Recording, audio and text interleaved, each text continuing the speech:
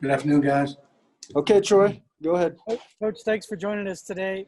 We all know Tom Brady's resume. When you watched him these first 2 weeks with a new team, what is it you see? What challenges does he still present at this point? Is it more at the line of scrimmage and what he can do, or how do you see Tom Brady right now with his new team and this new offense? Yeah, well, two things. First, it's a credit to him. I mean, he's been in one system for 19 or 20 years. For him to dedicate himself to get command of this system so early. And, it's really a credit to him and what a competitor he is. I just think that one thing he does when he's at the line of scrimmage, he can get into any play. He can read any look. Your disguises, those have to be impeccable when you're going against him. Next up, Ryan O'Halloran. Hi, Ed. You forced 2 takeaways in the second half on Sunday. How encouraged were you that could snowball a little bit for your guys? Yeah, great question. We want 2 times 2, 4. We need 4 this week. It was great. It was a great thing, because we were in the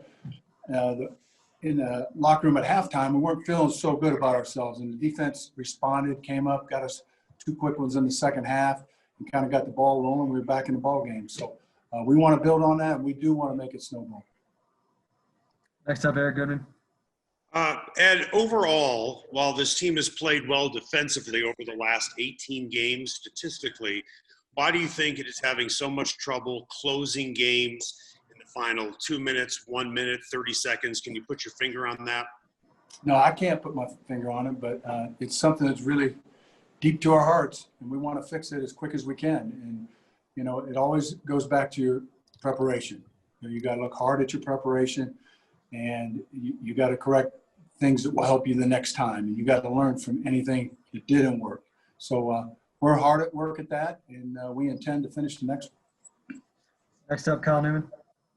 Through Bryce Callahan's first 2 games as a Bronco, what do you like him from what you see out of him? And is he getting closer to the form and the health that he was in Chicago? Yeah, he's real close to that form. The thing that we liked about him is he could play inside and outside, and we can do that on a weekly basis. Put him either inside or outside, and he's held up really well in the outside lane so far. Next up, Eric Dwella. Coach, with Michael Ojemudia, obviously the deep touchdown pass and then the one when Roethlisberger scrambled out got the attention, but the rest of the game, do you see encouraging signs from him that he's kind of stepping in the way you'd want him to? Yeah, absolutely. And we don't like long plays. We want to fix those. But it comes down to his preparations, and his fundamentals and effort. We look at those every day in practice, and then his knowledge and for him to keep growing as a player. But his attitude and his spirit is fantastic. Next up, Bernie Costello. Coach, kind of staying with those young corners, I imagine you've had rookie corners on the field together, but have you had it very often this early in the year where you're relying on 2 rookies in weeks, 1, 2, and now 3? Yeah. Yes, for sure it's happened over the years because we've done this so long. But there are no excuses in today's game. Everybody plays with replacement players. And we have 2 veteran safeties back there. That's a major advantage. So, we're looking to get this thing done. Next up, Zach Stevens. Hey, Coach, how has Jarrell Casey done through these first 2 weeks? He's really fit in great with our group. Really his chemistry with the front and, all the games we're working and the communication. He really plays it with a high effort. Next up, Mike Kliss. Yeah, Coach, I think it's been 1 sack each of the 2 games. The pressure, is it just about Vaughn not being there? Obviously, he would help, but anything else you can do to dial up the pressure?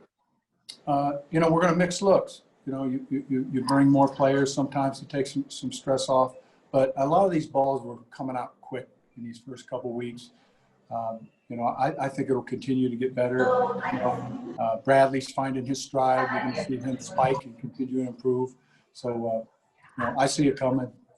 We should be on pace to have a real strong rush. Time for a few more. Next up, Romy. Coach, Leonard Fournette, last time he was here, gashed the run game, but of course it looks different this year. Nonetheless, he kind of seemed to get into his stride last week. How do you mitigate him doing so much damage? Yeah, last year he kind of got our attention, and we looked at our defense and we made some changes and fixed some things. But he's a hell of a back, and if you let him get going, you can pay like we did. So we can't let him get going. They got a really good backfield. The whole backfield's good. Shady McCoy is a problem on third down and mixed in on screens and so forth. So again, tackling is at a premium and execution. Last one, Ryan. Hey, Ed, what makes Mike Evans such a good receiver for Tampa Bay, and how much should they move him around? Yeah, they will move him around. His natural position is X, but they'll put him wherever they need him to be. But it's just a combination of size and speed, and his catch radius is rare. And he gets out of a break quicker than most guys that are 6'4". He's rare in that area. So he has a hell of a combination. He's been a steady player every year.